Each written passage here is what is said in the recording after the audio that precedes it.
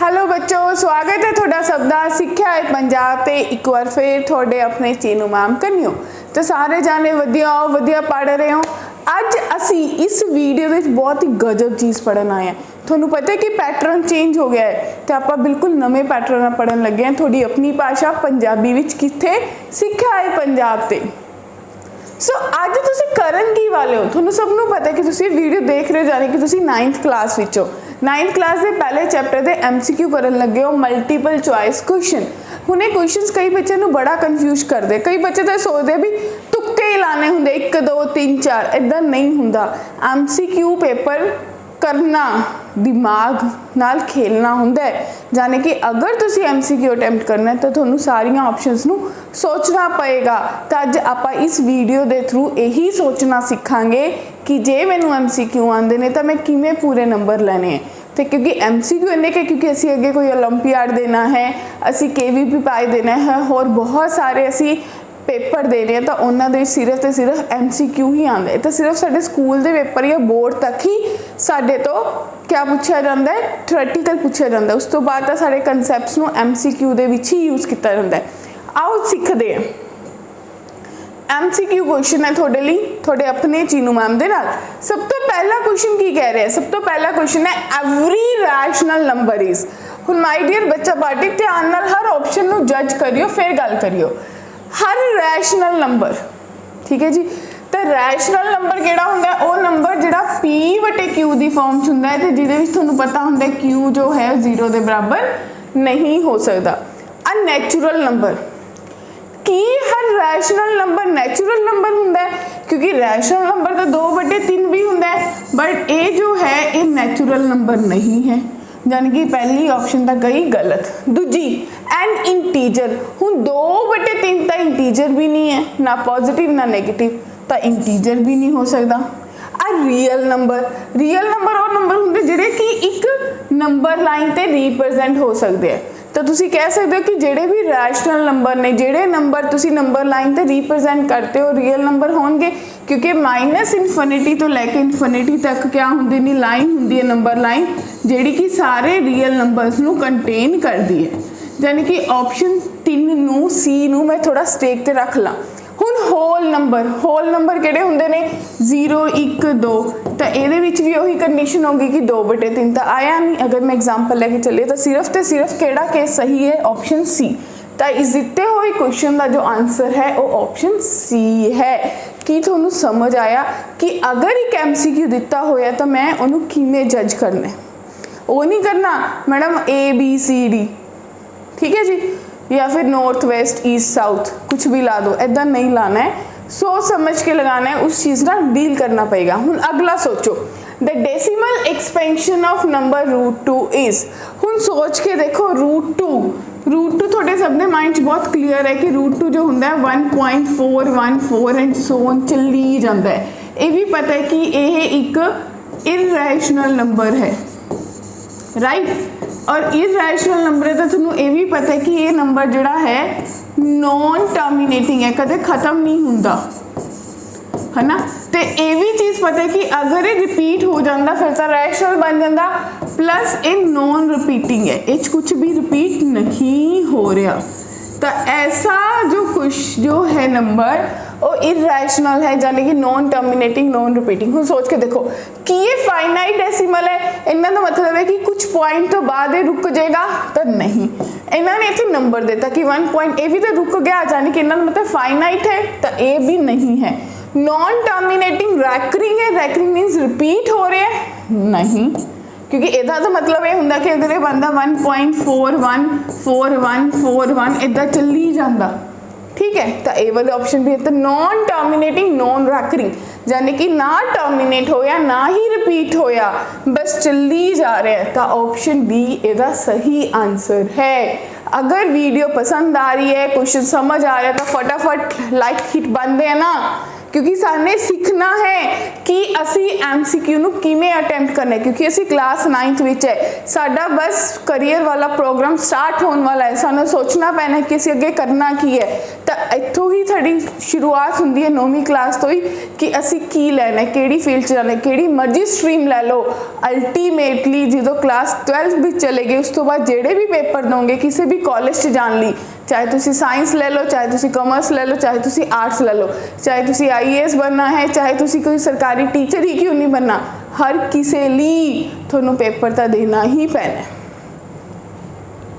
और पेपर होना MCQ है, फिर असी उत्थे कहने कि तो बहुत औखा है, तो क्यों अज तो ही सौखा करना शुरू करिए। अगला, which of the following rational number is equivalent to decimal that terminates.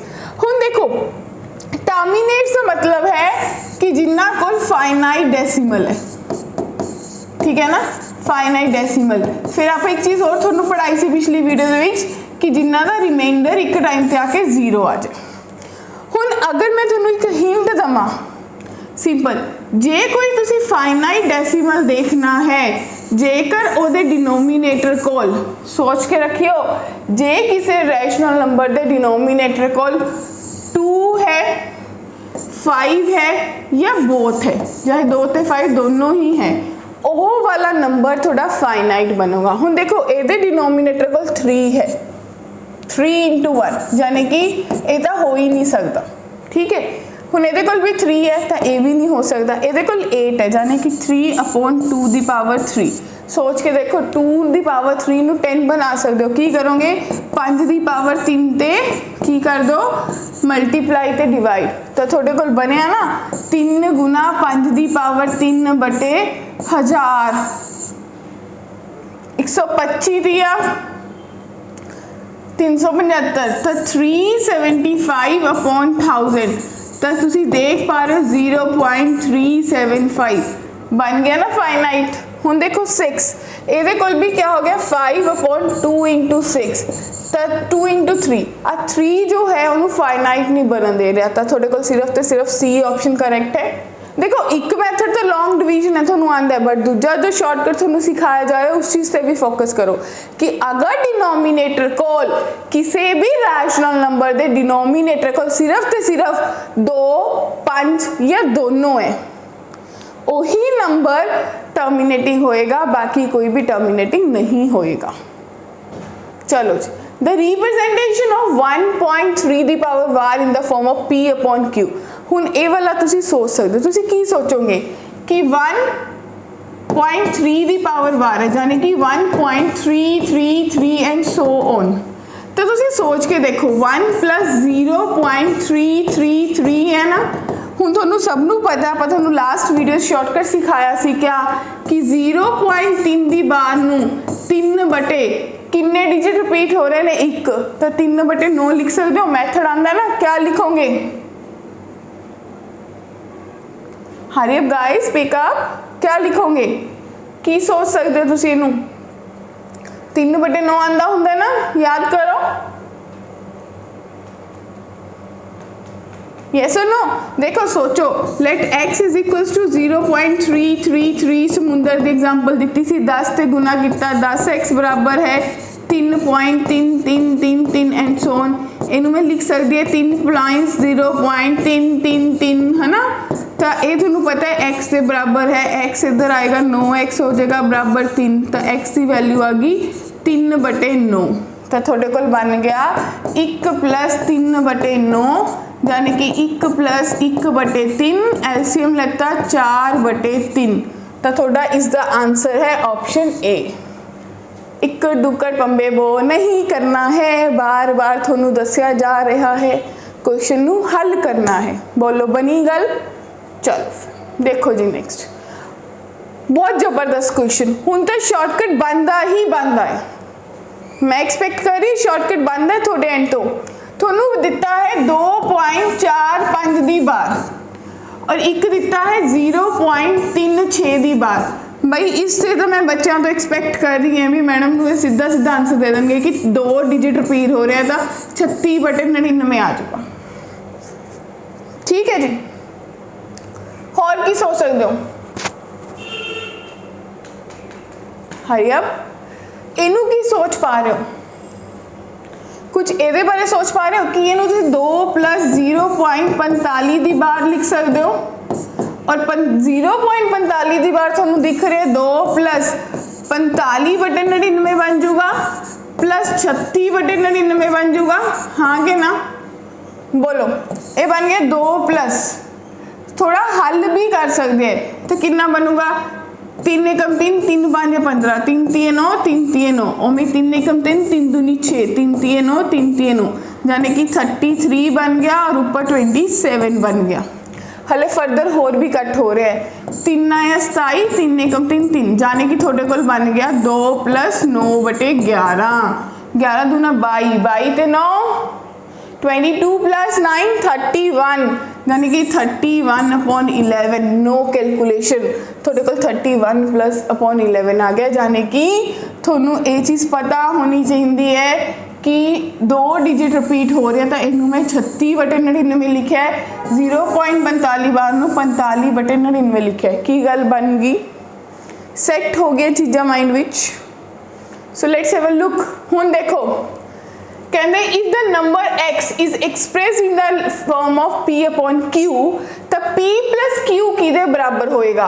हुण तुहानू फिर दिमाग में चलना चाहिए कि 0.24 24 24 24 इदा चल रहा है तो मैं 1 + 24/99 लिख सकती है कि नहीं, 3 तो फिर कट रहा है 3 8 दा 3 3 दा, ठीक है जी, तो 1 + 8/33 बनया 33 एलसीएम 7 1 8 यानी कि थोड़े को 41/33 बन गया एलसीएम लेके, यस और नो। हुण उन्होंने पूछे कि ये P है एक Q है, क्वेश्चन पूछ रहे P + Q कितना होएगा, तो P + Q कितना हो जाएगा 41 + 33 यानी कि 74। सो माय डियर बच्चा पार्टी ऑप्शन डी जो है वो इज द सही आंसर है। Great, wonderful.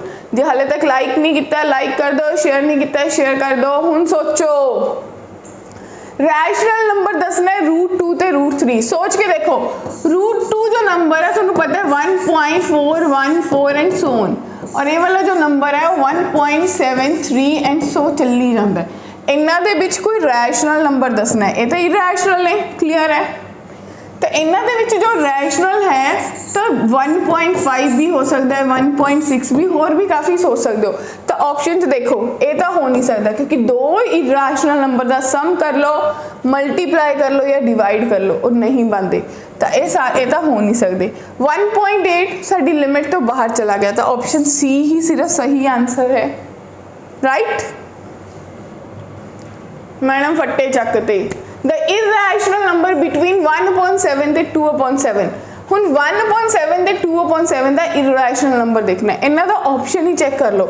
अगर मैं ये बारे डील करूँगी तो मेरे को 3/7 बनया और 14, ठीक है। अगर 3/14 देखोगे तो थोड़ी रेंज तो बाहर जा रही है। नेक्स्ट 2/7 ये 2/49 बन गया, और ए भी क्या है रैशनल, ए भी रैशनल। लास्ट वाला हले मैं डील नहीं कर रही, हुणे जो इनू करूँगी तो 2/ क्या बन गया जी 2/49, ਇਹਦਾ ਤੁਸੀਂ रूट लेता यानी कि √2/7। ਹੁਣ ਜਦੋਂ कोई एक रैशनल नंबर ਨੂੰ इरैशनल ਤੇ डिवाइड करते हो या इरैशनल ਨੂੰ रैशनल ਤੇ तो इरैशनल ही दिंदा है, यानी कि ऑप्शन सी सिर्फ तो सिर्फ सही आंसर है। बोलो सेट है, ग्रेट, बहुत अच्छा क्वेश्चन है, सोचना पड़ेगा। जो स्टेटमेंट वाले क्वेश्चन आ जाते हैं ना तो बहुत सोचना पैंदा है। विच of the following statement is true. सब तो पहला √2/3। हुणे पिछले क्वेश्चन जो तुसी दस्या सी कि √2/7 इरैशनल है, क्यों √2 रैशनल है 7 इरैशनल है, तो जो एक रैशनल को इरैशनल ते डिवाइड करूँगी तो इरैशनल ही बनेगा, तो पहली ऑप्शन तो गलत है। There are infinitely many integers between any two numbers। क्यों भाई, क्यों 2 नंबर्स, मान लो 15 ते 18 हैं, 15 ते 18 ਦੇ ਵਿੱਚ अगर 2 इंटीजर दिते हुए क्या उन्होंने ਵਿੱਚ infinitely many integers होंगे, नहीं। So finite, it should be finite, यानी कि ये स्टेटमेंट भी गलत है। Number of rational numbers between 15 ਤੋਂ 18 ਦੇ ਵਿੱਚ ਜਿਹੜੇ ਤੁਹਾਡੇ ਰੈਸ਼ਨਲ ਨੰਬਰ ਹੈ, ਰੈਸ਼ਨਲ ਨੰबर ਤਾਂ ਕੋਈ ਵੀ ਹੋ ਸਕਦੇ ਹੈ, क्या वो फाइनाइट होंगे? नहीं, तो जाने कि ये तो पॉसिबल नहीं है। Is it finite? इनफाइनाइट होने चाहिए सी। There are numbers which can be written in the form of p upon q, both are integers. कहते देयर आर नंबर्स, कई नंबर्स ਇਹੋ ਜਿਹੇ ਨੇ ਜਿਹੜੇ p बटे q ਦੀ फॉर्म च नहीं लिखे जा सकते अगर चाहे दोनों इंटीजर्स होन। तो क्या इस स्टेटमेंट बारे तुसी कुछ सोच पा रहे हो कि स्टेटमेंट कित्थे जा रही है? क्योंकि तुसी पढ़िया है कि इहो जे बहुत सारे नंबर्स हुंदे ने कि चाहे p ते q इंटीजर्स होन पर वो p upon q the form च नहीं लिखे जा सकते, जिमें कि √2 √3। ठीक है जी, ये तुहानू सारे पता चल रहे हैं कि ये नंबर्स ने कि जेड़े p upon q the form च नहीं लिखे जा सकते क्योंकि इरैशनल नंबर्स ने। तो ऑप्शन डी जो है वो सही है कि ਇਹੋ ਜਿਹੇ नंबर लाई करते ने जेड़े p बटे q दी फॉर्म च नहीं लिखे जा सकते। क्लियर है माय डियर बच्चा party? Next, which of the following statement is true? Question the same है, स्टेटमेंट बदल गई। The square of irrational number always rational. चलो एग्जाम्पल लो, मान लो कि √3 का स्क्वायर कितना 3 आ गया, बट जे √3 का नहीं उसकी पावर 4 का स्क्वायर किया तो √3 आया, तो इन्हें तो इरैशनल देता या नहीं? तो जाने कि हमेशा लिए तो सही नहीं है, तो पहली स्टेटमेंट गई गलत। कहते √12 बटे √3 is not a irrational number such as √12 √3 are not integers. देखो अगर तुम इन्हें सॉल्व करोगे तो √4 देगा, √2 देगा, तो 2 तो एक इरैशनल नंबर है, जाने कि इन्हों का स्टेटमेंट ये भी गलत होगी। नेक्स्ट, √15 बटे √3 is can be written in the form of p upon q। √15 बटे √3 यानी कि √5, और √5 जो है वो एक इरैशनल नंबर है। क्या है जी? Irrational number, so can not be written in the form of p upon q। तो कहते ये लिखा जा सकता है तो रैशनल है, यानी कि ये स्टेटमेंट भी गलत है। चौथी ते आ जाने, if x is rational, x rational है, मान लो x 3 है, y इरैशनल है, y √2 है। ठीक है, तो कहते x इंटू वाई नसैसरी नहीं है, हुण x इंटू वाई जो है वो थोड़े को 3 √2 आ गया, यानी कि इरैशनल बन गया। होर एग्जाम्पल, मान लो x 0 है, क्योंकि असी पढ़िया है 0 रैशनल नंबर होंगे, सॉरी, तो y √2 ले लेने, तो 0 इंटू √2 0 बन गया जो कि रैशनल है। तो थोड़ी स्टेटमेंट सही है कि जरूरी नहीं है कि x रैशनल होवे y इरैशनल होवे तो इरैशनल ही बनेगा। It can be rational, it can be irrational, it depends upon numbers. Clear है जी? तो चौथी स्टेटमेंट इस दिते हुए क्वेश्चन का सही आंसर है। ठीक है जी, तो अज की क्लास के विच तुसी सारे टॉपिक्स को कंबाइन करके कुछ MCQ सॉल्व किए। हुण तुसी होर MCQ सर्च आउट कर सकते हो। ये बेस ते तुहानू पता है कि चीनू मैम ऑलवेज थोड़ी हेल्प करने लई तुहानू एक DPP प्रोवाइड करते हैं डिस्क्रिप्शन दे विच, इन नोट्स भी अवेलेबल होंगे। इन्होंने दोबारा तो सोच के देखो, अगर किसी क्वेश्चन डाउट है वीडियो में दोबारा रिव्यू करके देखो। फिर मिलांगे अगली वीडियो दे विच। हाँ, एक चीज़ और, जेडे बच्चे अज पहली बार देख रहे हैं उन्हां लई एक सिंपल जा नोट है कि एक QR कोड नू स्कैन करो। एक टैलीग्राम ग्रुप है सिक्ख्या पंजाब का, जिथे चीनू मैम थोड़े अपने लाइव होंगे ने, तो इत्थे तुसी क्या कर सकते हो, अपना ज्वाइन करो। इट्स टोटली फ्री, थोड़े तो कदे कोई मनी चार्ज नहीं की जाएगी, क्योंकि सिर्फ थोड़े बेनिफिट लिए बनाया गया।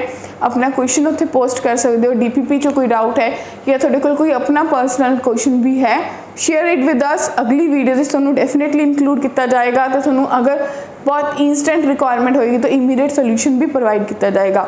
फिर मिलांगे अगली वीडियो दे विच कुछ होर चीज़ों नाल, असर्शन, रीजन, केस स्टडी सब कुछ डिस्कस करांगे। See all in the next video. तब तक देखते रहो, सुरक्षित रहो, but make sure like share subscribe जरूर करो, क्योंकि जो बेनिफिट थोनू मिल रहा है सब नू मिले। See you all in the next video. Thank you.